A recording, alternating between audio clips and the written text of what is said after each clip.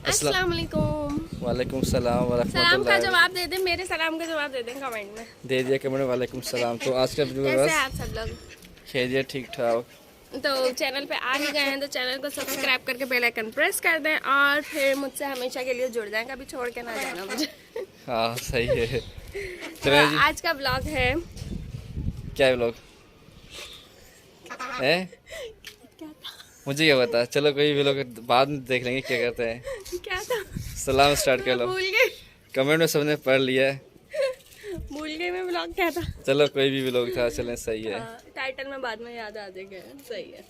तो जी हाँ नाजरीन, अब मुझे याद आ गया है कि व्लॉग क्या था। व्लॉग ये था कि मुझे फुल अपनी 9 मंथ जर्नी बतानी है, एक स्टोरी की तरह के किस तरह से मेरे गुजरा पूरा 9 मंथ और क्या क्या मसले मसाइल बीच में आए और फिर उनको सॉल्व किस तरह किया गया। और जब बिल्कुल एंड हो गया था तब मेरी खाला, मेरी नानी और मेरी अम्मी ने मुझे क्या क्या गाइडलाइंस दी, जिसकी वजह से अल्हम्दुलिल्लाह मैं ऑपरेशन से बची और बिल्कुल नॉर्मल प्रोसेस से जो है शाज़ेब पैदा हुआ। तो चैनल सब्सक्राइब करके बेल आइकन प्रेस कर दें, व्लॉग में बने रहें।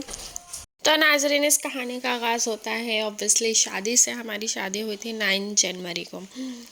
उसके बाद अल्लाह ताला ने मुझे, मैं कहूँ मैं जितना शुक्र अदा करूँ ना, मतलब कि सारी ज़िंदगी भी मुसल्ले पे बैठ जाऊँ ना शुक्र अदा करने अल्लाह का, तो भी कम है कि मुझे बग़ैर मांगे एक तो औलाद की नेमत से नवाज़ा, वो भी इतना जल्दी कि मैं तो अभी शादी की खुशियों में ही गुम थी। और ऊपर से फिर ये कि मुझे बेटे से भी नवाज़ा, जिसके लिए मैंने देखा है लोग बहुत दुआएं करते हैं, दरगाहों पे जाते हैं, मन्नतें मांगते हैं और बेटे के चक्कर में 9 9 10 10 बेटियां पैदा कर लेते हैं। वो क्या है, जब तक बेटा नहीं आएगा तो बेटी बेटी पैदा होती रहती हैं। तो मैं इस चीज़ का अल्लाह ताला से इतना शुक्र अदा करती हूँ, इतनी शुक्रगुजार हूँ मैं लगी कि बग़ैर मांगे जो है मुझे औलाद की नेमत से भी नवाज़ दिया और औलाद में मुझे बेटे की नेमत से भी नवाज़ दिया। अल्हम्दुलिल्लाह अल्हम्दुलिल्लाह अल्हम्दुलिल्लाह। पता है मेरी सास जो है वो 50+ एज उनकी होगी, तो वो मुझे जो है 4 बेटों की जो है ना दुआएं दे रही थी एक बार। तो मैंने अपनी अम्मी को बताया, अम्मी कह रही कि पहला जो ज़माना था ना उसमें बेटों को ना, औरत की ना डिग्रियां समझा जाता था कि जिसके पास जितने बेटे होंगे उसकी वो उतनी डिग्रियां, मतलब इतनी अहमियत दी जाती थी बेटे को। चलो आगे चलते हैं हम कि 9 जनवरी को शादी हुई थी और फिर 20 दिन बाद ही जो है अल्लाह ताला ने ये तोहफ़ा मुझे दिया था। ये न्यूज़ हमें मिली थी और लड़का है या लड़की है ये बात भी जो है 3 महीने के बाद एक अल्ट्रासाउंड करवाया था उसमें पता चल गई थी मुझे। लेकिन मेरी अम्मी ने कहा था, सख्ती से मना कर दिया था कि नहीं बताना, अभी अभी नहीं बताना, अभी नहीं बताना अपने नाजरीन को कि लड़का है या लड़की है। तो इस वजह से सिर्फ एक यही बात है जो मैं छुपाने में मतलब पूरी तरह से कामयाब हुई हूँ। हालांकि मैं समझती हूँ कि मैंने फिर भी पूरी तरह से नहीं छुपाई कि मैंने शॉपिंग जो की, ऑब्वियसली सारी शॉपिंग ब्लू थी। तो इससे मेरे जो बहुत ज़्यादा ज़हीन नाजरीन थे उन सब ने अंदाज़ा लगा लिया था कि यहाँ पे फरियाल का लड़का है। उन्होंने लिख के दे दिया था कि मैं 100% लिख के दे रहे हैं कि फरियाल के घर लड़का पैदा होगा, अब किसी को जो करना है कर लो। इस तरह से कमेंट्स आए हुए थे। तो वो बहुत ज़्यादा ज़हीन लोग थे जो समझ गए थे। बाकी मैंने अपने मुंह से खुद ये इकरार नहीं किया और मैं इस बात को छुपाने में कामयाब हो गई। बस एक यही बात थी, इसके अलावा मैंने ऑब्वियसली सब कुछ रिवील किया, सब कुछ। मुझे जिस पे जो है मुझे बहुत ज़्यादा बुरे कमेंट्स भी आए कि मैं ये क्या कर रही हूँ और जिस पे जो है बहुत ज़्यादा अच्छे कमेंट्स भी आए कि अच्छी बातें शेयर किया। ऑब्वियसली मेरी डेली लाइफ रूटीन है, जो मेरी लाइफ में चलेगा वही मेरे व्लॉग में आ रहा होगा। तो अच्छाई बुराई दोनों चीज़ें चलती हैं ज़िंदगी में और ये पार्ट ही है लाइफ का। तो इससे मुझे कोई भी गिला शिकवा नहीं कि जिसने भी मुझे बुरा बुरा कहा, खैर है। और जिसने अच्छा कहा उनका बहुत बहुत बहुत बहुत शुक्रिया। और उन सब से दरख्वास्त है कि चैनल को सब्सक्राइब करके बेल आइकन प्रेस कर दे। जी, तो ये न्यूज़ मिल गई थी। उसके बाद सब सेट चल रहा था। फिर 3 मंथ्स के बाद जो है एक अल्ट्रासाउंड करवाया था जिसमें पता चला था कि बेबी नीचे है, मतलब कि आपका प्लासेंटा नीचे है। ये एक खतरे की बात होती है। डॉक्टर ने कहा कि जो एहतियात कर लेते हैं उनका बेबी फिर वापस ऊपर चला जाता है, जो प्लासेंटा होता है वो ऊपर चला जाता है वापस। अदरवाइज़ जो है 3 मंथ बाद जो ज़्यादा मिसकैरेजेस देखे जाते हैं या सुनाई भी दिए हैं मुझे कि 3 या 4 मंथ्स बाद जो मिसकैरेजेस होते हैं वो इसी वजह से होते हैं कि स्टार्टिंग में यही होता है, डॉक्टर ने ये भी कहा कि स्टार्ट में यही होता है, कोई भी हो, कि प्लासेंटा नीचे ही होता है, फिर वो आहिस्ता आहिस्ता जब बेबी की ग्रोथ होती है और साइज़ वेट वगैरह बढ़ता है तो फिर वो ऊपर चला जाता है। तो जो लोग लेकिन एहतियात नहीं करते ना स्टार्ट में, और एहतियात क्या होता है कि नीचे बैठ के काम नहीं करना होता है स्टार्टिंग में, और सीढ़ियाँ चढ़ना उतरना बिल्कुल भी नहीं होता, ये भी स्टार्टिंग में मना के कर दिया था डॉक्टर ने मुझे। और पोछा लगाने से और क्या कहते हैं झाड़ू देने से, मतलब नीचे बैठ के जो भी काम थे उन सब से मना कर दिया था। सीढ़ियाँ का तो स्पेशली मना कर दिया था कि सीढ़ियाँ तो उतरनी ही नहीं है। तो ये एक टेंशन मियाँ जी और मुझे बहुत ज़्यादा हो गई थी, क्योंकि हमारा फर्स्ट टाइम था सब कुछ जब डॉक्टर ने बताया कि प्लासेंटा आपका नीचे है, तो इस वजह से मैं तो रोने लग गई थी उस टाइम भी। वो मेरा पहली बार था जब शाज़ब के लिए मेरा रोना स्टार्ट हुआ, वो मेरा पहली बार था।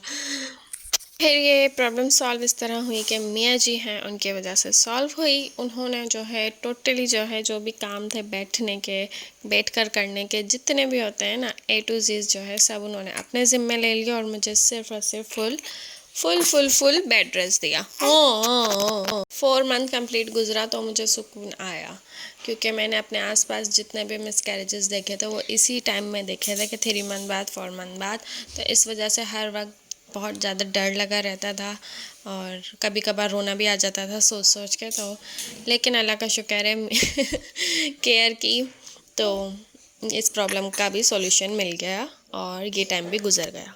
फिर 5 मंथ अल्हम्दुलिल्लाह बिल्कुल ठीक ठाक गुजरा, 6 भी ऐसा ही गुजर गया। उसके बाद आया 7 मंथ, उसमें मुझे फिर से डर लगना स्टार्ट हुआ कि ज़्यादातर मैंने जो प्री मेच्योर बेबीज़ देखे हैं जो अपने वक्त से पहले पैदा हो जाते हैं वो 7 मंथ में ही होते हैं, ठीक है।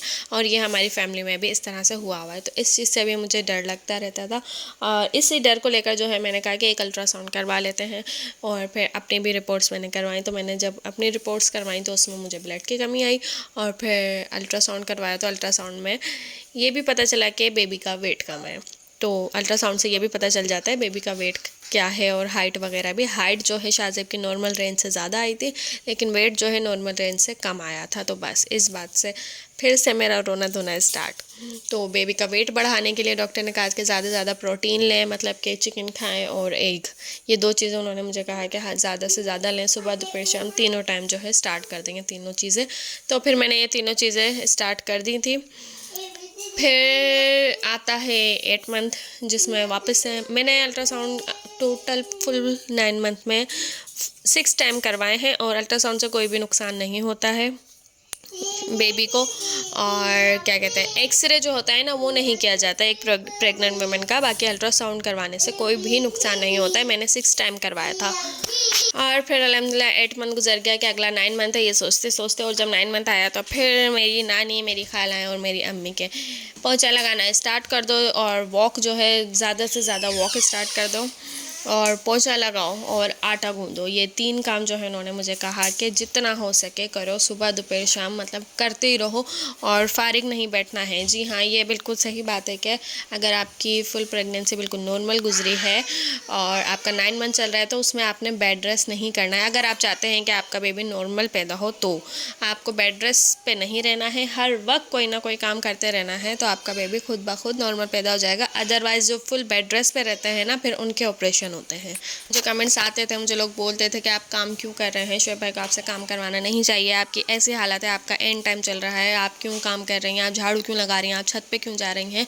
तो ये सारी चीज़ें जो हैं गलत नहीं होती, ये सारी चीज़ें बिल्कुल सही होती हैं। कि पहले भी यही होता था ना पहले के दौर में, कि ऑपरेशन नाम की तो कोई चीज़ नहीं थी। वो इसीलिए नहीं थी कि जो पहले की वुमेन्स थी वो हर वक्त वर्किंग में रहती थी, इस वजह से। और सीढ़ियाँ चढ़ना उतरना भी मुझे डॉक्टर ने कहा खुद 9 मंथ में। मैंने उनसे कहा कि आपने 3 मंथ में मुझे मना किया था इस चीज़ से। कह रहे हाँ, और अब मैं ही कह रही हूँ कि सुबह शाम सीढ़ियाँ उतरो और चढ़ो। तो मैंने ये तीनों चीज़ें फॉलो की। और बाकी हर किसी की अलग अलग बॉडी होती है, किसी के 9 मंथ के फर्स्ट वीक में ही हो जाता है, सेकंड वीक में, थर्ड वीक में, फोर्थ वीक में पूरा 9 मंथ भी निकल जाता है, और 10 वीक भी लग जाता है, ऐसा भी होता है। तो मेरे साथ भी यही हुआ था कि शाज़ब जो है 10 मंथ के फर्स्ट वीक में, जो के भी एंड में बिल्कुल पैदा हुआ 26 अक्टूबर को, अल्हम्दुलिल्लाह। तो ये थी पूरी जर्नी जो मेरी गुजरी, और बस और आप लोगों ने देखा कि शाज़ब कि कोई पहले मालिश हुई, उसके बाद शाज़ब के अब्बा ने उनको किया टिंड, और फिर शाज़ब को नहलाया गया, वो हमने नहीं दिखाया और फिर शाज़ब को तैयार किया उनकी दादी ने। तो बस आज का व्लॉग यही था। मुझे उम्मीद है कि पसंद आया हो, तो चैनल को सब्सक्राइब करके बेल आइकन प्रेस कर दे। मिलते हैं अगली वीडियो में, तब तक के लिए टेक केयर एंड अल्लाह हाफ़िज़।